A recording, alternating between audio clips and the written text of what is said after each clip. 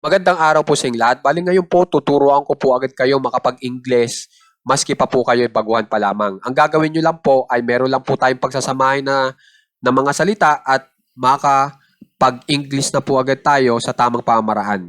Okay po? So, ang gagawin nyo lang po, itong wag ka o kaya wag kang, pili na lang kayo kung alin ang pipiliin nyo. Wag ka o wag kang, kung saan kayo sanay.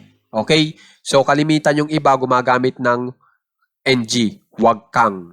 Okay? Yung iba, hanggang wag ka lang. So, kayo na lang bahala. Itong wag ka o wag kang, pag in English nyo ay don't be. Okay? Pagka gamit nyo po nito o pagkasulat nyo po nito, pipili lang po kayo dito sa baba ng isa lang na salita.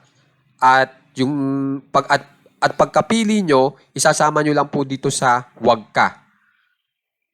Okay, pagkasama nyo dyan, i-English natin. Tapos na. At ito po yung aking halimbawa. Huwag kang malungkot.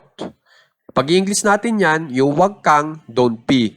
Yung malungkot, sad. Pagsamahin lang natin yung don't be at saka yung sad. Don't be sad.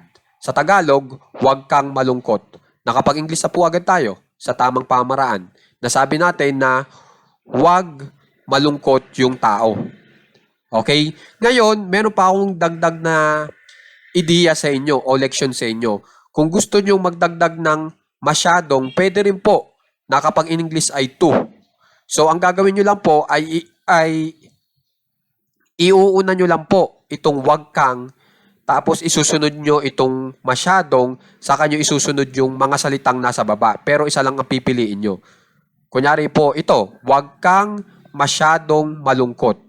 Pag in English nyo yan, don't be too sad. Nasabi na po agad natin sa English, itong wag kang masyadong malungkot.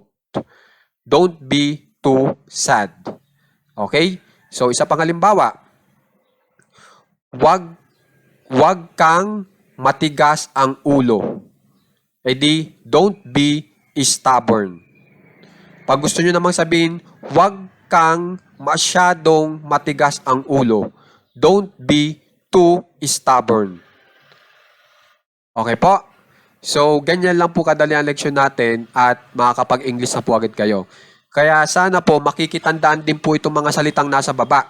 Kasi ito pong mga salitang nasa baba, yan ay gamit na gamit kapag tayo po ay gumagamit ng mga salitang don't be o kaya don't be too.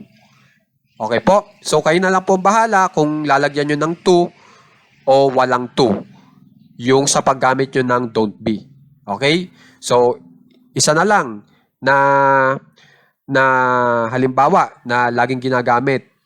Don't be too jealous. Pag yan ay tinagalog nyo, wag kang masyadong magselos. Di ba lagi natin naririnig yan? Okay? At saka itong wag kang malungkot. Don't be sad. Kaya kung mapapansin nyo, itong ating leksyon ay gamit na gamit. Okay? Kaya sana makikipractice at makikitandaan. Okay? Para magamit nyo na po agad. Maraming salamat po.